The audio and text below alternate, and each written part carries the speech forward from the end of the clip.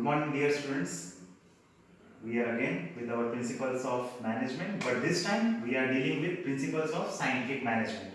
In the previous lecture, we studied about principles of modern management, which were given by Henry Fayol. But now, today, we are going to deal with principles of scientific management, which is given by F.W. Taylor. इनका पूरा नाम है Frederick Winslow Taylor. आपके पास text book है, उसमें आपको detail में मिल जाएगा. जैसे नाम आप देख सकते हो, ये लोग इंडियन तो नहीं है, लेकिन कोई अमेरिकन है. तो अभी इन्होंने जो मैनेजमेंट की थियरीज बनाई है, तो ये पूरी दुनिया में, इंडिया रहो, अमेरिका रहो, जापान रहो, ऑस्ट्रेलिया रहो, कहीं पर भी, हर जगह पर मैनेजमेंट थियरीज यही पढ़ाई जाती है. सबसे ज्यादा पॉपुलर थियरीज है, इसीलिए ये थियरीज हमारे सिलेबस में है. तो कल हमने देखे थे हेनरी फेयोल की एडमिनिस्ट्रेटिव थियरी, उनके प्रिंसिपल्स. आज हम देखने वाले हैं फ्रेडरिक विंस्लो टेलर, उनके साइंटिफिक थियरी, और इनको क्या कहा जाएगा हम अभी, principles of scientific management. F W. Taylor को फादर ऑफ साइंटिफिक मैनेजमेंट भी कहा जाता है. अब आप कोई सोच रहे होंगे कि दोनों में क्या फर्क है, प्रिंसिपल्स ऑफ मॉडर्न मैनेजमेंट और प्रिंसिपल्स ऑफ साइंटिफिक मैनेजमेंट, दोनों में क्या फर्क है. तो वेल स्टूडेंट्स, कल आपने देखे थे there are 14 principles of modern management जो आपने पढ़े थे, और मुझे ऐसा लगता है कि वो आपको समझ में आए होंगे अच्छे से. 14 प्रिंसिपल्स. और यहाँ आप देख सकते हो प्रिंसिपल्स ऑफ साइंटिफिक मैनेजमेंट में, इसमें यहाँ पर कितने प्रिंसिपल्स हैं आपके सामने. अब ये जो प्रिंसिपल्स है, ये कुछ हद तक उनसे अलग है. अब ये कैसे अलग है, ये आज अपने को देखना है. तो स्टूडेंट्स, एफ.डब्ल्यू. टेलर जो है, इन्होंने एज अ मैकेनिस्ट बोलकर काम करना शुरू किया था एक अमेरिकन कंपनी में, और फिर वहां पर इन्होंने ऑब्जर्व किया कि सब लोग किस तरीके से काम कर रहे हैं, किसको क्या बोलने पर क्या काम होता है, क्या रिजल्ट आता है, और बहुत ही हार्ड वर्क करके फिर इन्होंने प्रमोशन पाया चीफ एग्जीक्यूटिव इंजीनियर का, और इस तरीके से फिर इन्होंने अपनी खुद की बुक डेवलप की, उसमें ये सब कुछ था, प्रिंसिपल्स ऑफ साइंटिफिक मैनेजमेंट. तो आज अपने को 12th के पॉइंट ऑफ व्यू से ये प्रिंसिपल्स को समझना है. और चलिए स्टार्ट करते हैं फर्स्ट प्रिंसिपल को. फर्स्ट का नाम क्या है, science not rule of thumb.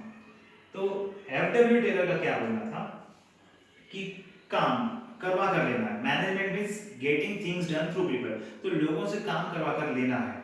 तो आपको याद होगा कि जो हेनरी फेयोल है, उन्होंने बोले थे कि सबके बीच में काम बांट दो, फिर डिसिप्लिन रखो, फिर अथॉरिटी, रेस्पॉन्सिबिलिटी, ये सब बातें बोले थे. But F.W.. टेलर का थोड़ा उनसे सोचना अलग है. इनका क्या बोलना है कि मैनेजर ने साइंस मतलब अपने दिमाग यूज कर साइंटिफिक तरीके से किसी भी काम को एकदम अच्छे तरीके से कैसा किया जाए ये पता लगाना, और फिर वो जो टेक्निक है, काम को करने की टेक्निक, जो मेथड है, वो सभी एम्प्लॉयज को बता देना. तो फिर वो सभी एम्प्लॉयज जो बेस्ट टेक्निक है वही यूज करके काम करेंगे. मतलब कि आप काम करवा कर लेना चाहते हो, उसके अंदर भी साइंस यूज करो, ये कहना था किसका, एफ.डब्ल्यू. टेलर का. इसीलिए इनके ये टेक्निक को क्या कहा जाता है, प्रिंसिपल ऑफ साइंटिफिक मैनेजमेंट. तो फिर से देखिए, science not rule of thumb. Rule of thumb मतलब कि भाई कोई भी कुछ भी काम करके देख रहा है, हुआ तो हुआ, नहीं हुआ तो नहीं हुआ, अलग अलग टेक्निक यूज कर रहा है, ये नहीं, ये सब हटा दो. मैनेजर ने काम करने का बेस्ट जो टेक्निक है वो डेवलप करना, और वो फिर सबको सिखा देना. इसी को हम फर्स्ट पॉइंट बोलेंगे, फर्स्ट प्रिंसिपल बोलेंगे. Development of science for each part of the man's job. लोगों के काम करने के लिए बेस्ट टेक्निक डेवलप करो, वो कौन करेगा, मैनेजर. फिर वो टेक्निक सबको सिखा दो, और फिर सभी लोग काम अच्छे से करेंगे, जिससे कि नुकसान कम होगा. नुकसान कम होगा तो आउटपुट ज्यादा आएगा. Okay, first point is science not rule of thumb. मतलब कि रूल ऑफ थंब यूज मत करो. क्या यूज करो, साइंस यूज करो. Okay, now second point, harmony not Discord. मतलब कि हार्मनी का मतलब क्या होता है कि काम स्मूथली होना, विदाउट एनी ब्रेक काम हो जाना, किसी कोई झगड़ा या कोई कंफ्लिक्ट ना हो, काम सॉफ्टली और स्मूथली हो जाए, इसको हम बोलेंगे यहाँ पर हार्मनी. तो इसका मीनिंग आप ये समझ के लीजिए, unity between management and employees. Company का जो मैनेजमेंट बॉडी है और कंपनी के जो एम्प्लॉइज है, उनके बीच में यूनिटी रहनी चाहिए. यूनिटी यानी कि इनके बीच में कॉन्फ्लिक्ट्स नहीं होने चाहिए. कॉन्फ्लिक्ट्स नहीं होने चाहिए. किसके बीच में, एम्प्लॉइज और मैनेजमेंट बॉडी के बीच में. तो उसमें क्या होगा कि मैनेजमेंट बॉडी एम्प्लॉइज पे भरोसा कर पाएगी, और एम्प्लॉइज भी मैनेजर्स पर भरोसा कर पाएंगे, और इस तरीके से काम अच्छे से स्मूथली होता जाएगा बिना किसी रोक टोक के. ओके, फिर से देख लीजिए, हार्मोनी नॉट डिस्कॉर्ड, मतलब कि ये चीज ना हो और क्या हो, हार्मोनी, मतलब यूनिटी, मतलब एकता, भरोसा, अच्छे से काम होना चाहिए।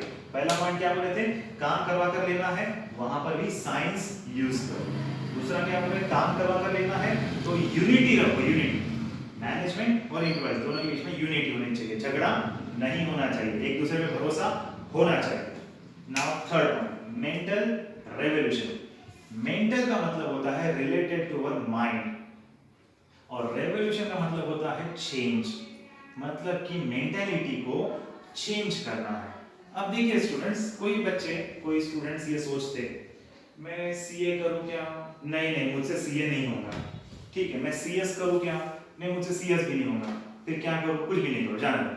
तो कुछ लोगों की मेंटालिटी अलग होती है, कुछ लोग थोड़ा नेगेटिव सोचते, तो उनकी मेंटालिटी को चेंज करने की जरूरत है। तो एफडब्ल्यू टेलर भी वही कहना चाहते कि अगर आपको लोगों से काम करवा कर लेना है तो सबसे पहले उनकी मेंटालिटी को आप चेंज करो, बदलो, उनके अंदर पॉजिटिव एटीट्यूड लाओ, काम कर सकते, अच्छा कर सकते, रिजल्ट भी अच्छा आएगा और सबका फायदा होगा, ये मेंटालिटी सभी एम्प्लॉयज के बीच में लाना, ये काम भी किसका है, मैनेजर का काम है, मैनेजमेंट बॉडी का काम है कि मेंटालिटी चेंज करो, और मेंटालिटी को चेंज करने पर रिजल्ट्स भी चेंज होते हैं, एक पॉजिटिव एनर्जी आ जाती है। ओके, मेंटालिटी मतलब अपनी सोच, अपना थिंकिंग को रिवॉल्यूशनाइज करना है, मतलब कि चेंज करना है, और फिर रिजल्ट्स ऑटोमेटिकली अच्छे आएंगे। ठीक है students, now next point is cooperation not individualism, मतलब कि जो एम्प्लॉइज है वो आपस में एक दूसरे के साथ मिलकर रहे। कभी कभी आपने सुने होंगे कुछ एम्प्लॉइज हमारी मांगे पूरी करो नहीं तो हम हड़ताल पे जाएंगे, स्ट्राइक करेंगे, ये करेंगे वो करेंगे, ये सब काम नहीं होना चाहिए। जैसा हमने सेकंड पॉइंट पढ़े थे ना हार्मोनी, ये भी फोर्थ पॉइंट उसी से थोड़ा बहुत रिलेटेड है, मतलब कि कोऑपरेशन यानी एक दूसरे पे भरोसा होना चाहिए, एक दूसरे के साथ मिलकर काम करने की तैयारी होनी चाहिए, मैनेजर एम्प्लॉयज के बारे में अच्छा सोचेंगे, एम्प्लॉयज भी कंपनी के बारे में अच्छा सोचेंगे, स्ट्राइक वगैरह नहीं करेंगे, जो भी प्रॉब्लम है बैठकर सॉल्व करेंगे और काम को आगे बढ़ाएंगे। ये है पॉइंट, कोऑपरेशन नॉट इंडिविजुअलिज्म, मतलब कि आप अपने बारे में मत सोचो, खाली खुद का फायदा मत सोचो, आपस में मिलकर एक दूसरे के साथ मिलकर काम करो और सबके लिए अच्छा काम करो, ये है cooperation. Okay, now next point, fifth one is division of responsibility। well students, आपको याद होगा first principle of modern management, division of work. तो जो हेनरी फेयोल है उन्होंने क्या बताया था कि आप काम को बांटकर सब में दे दो, डिवीजन ऑफ वर्क, सबको काम बांटकर दे दो, लेकिन एफडब्ल्यू टेलर का क्या बोलना है कि काम बांटकर दे देने से काम होगा क्या, नहीं। तो उन्होंने क्या बोले, डिवीजन ऑफ रेस्पॉन्सिबिलिटी, मतलब जिम्मेदारी डालो सब पे।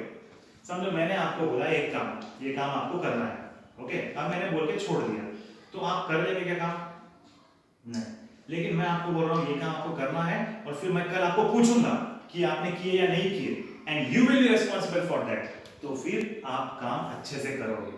तो यहाँ पर एफडब्ल्यू टेलर ने साइंटिफिक मैनेजमेंट थ्योरी में यही कहा है कि सिर्फ काम को बांटकर मत दो, रेस्पॉन्सिबिलिटी भी बांट दो कि ये काम नहीं होगा तो यू विल बी रिस्पांसिबल, ये काम नहीं होगा तो आप रिस्पांसिबल, इस तरीके से सबके अंदर रिस्पांसिबिलिटी दे दो, फिर सब लोग अपना काम बराबर टाइम पे करेंगे, नहीं तो फिर उनको रिस्पांसिबल ठहराया जाएगा, राइट। तो डिवीजन ऑफ रिस्पांसिबिलिटी ये एक प्रिंसिपल है साइंटिफिक मैनेजमेंट का, और डिवीजन ऑफ वर्क ये प्रिंसिपल था मॉडर्न मैनेजमेंट का। ठीक है students, now our last point, today's last point, development of employer and employees. देखिए स्टूडेंट्स, अगर कोई एम्प्लॉयर है, मतलब बिजनेस का मालिक है, वो सिर्फ खुद का ही जेब भरने का सोचेगा, खुद का ही फायदा सोचेगा हमेशा, तो ये नहीं चलेगा। तो दोनों का फायदा होना चाहिए। कौन दोनों का, एम्प्लॉयर मतलब बिजनेस के मालिक का, और एम्प्लॉय मतलब बिजनेस में जो काम करते हैं लोग उनका। तो मैनेजमेंट को ये सोचना चाहिए, मैनेजर को ये सोचना चाहिए कि वो अपने एम्प्लॉयज को ट्रेनिंग दे, फिर वो अच्छा काम करे तो प्रमोशन दे, उनके लिए जो भी कुछ करना है, जो भी एचआर का काम होता है, ह्यूमन रिसोर्स डेवलपमेंट, वो सब काम करे। तो एम्प्लॉयज का स्किल बढ़ेगा, कॉन्फिडेंस बढ़ेगा, ट्रेनिंग मिल जाएगी, तो फिर वो लोग काम और अच्छे से करेंगे। और जब ये लोग काम अच्छे से करेंगे तो फिर इनका प्रमोशन भी होगा और कंपनी मतलब एम्प्लॉयर का भी जो आउटपुट है वो बढ़ता जाएगा, कंपनी की सक्सेस स्टोरी बढ़ते जाएगी आगे, और इस तरीके से सभी के लिए अच्छा ही अच्छा है। तो आपको याद होगा हेनरी फेयोल के 14 प्रिंसिपल्स वो अलग थे, एग्जामिनेशन पॉइंट ऑफ व्यू से दोनों भी बहुत इंपॉर्टेंट है। और आप ये मत समझो कि ये सिर्फ 12th में आते हैं, ये पॉइंट्स 12th में भी कवर होते हैं, बीकॉम में भी आते हैं, बीबीए में भी आते हैं, एमकॉम, एमबीए, सीएस, ये हर जगह पर, कॉमर्स कहीं पर भी आप पढ़िए जहां मैनेजमेंट है, ये पॉइंट्स आपको पढ़ने मिलेंगे। अब जैसे अपनी क्लास है स्कॉलर कॉमर्स क्लासेस, तो अपनी क्लास में ये सब कोर्सेज किए जाते हैं, इसलिए हमको पता है ये हर क्लास में पढ़ाया जाता है। तो 12th में अगर आपने ध्यान देके इसको पढ़ लिए तो आगे आपको टेंशन नहीं रहेगा, आगे बहुत इजी हो जाएगा आपके लिए। ओके, सो आज हम यहाँ पे रुक जाते हैं। अगर कुछ डाउट है तो आप देखिए, मेरा नंबर आपके पास है, पर्सनली बात कर सकते हैं, no issues. Okay then, thank you.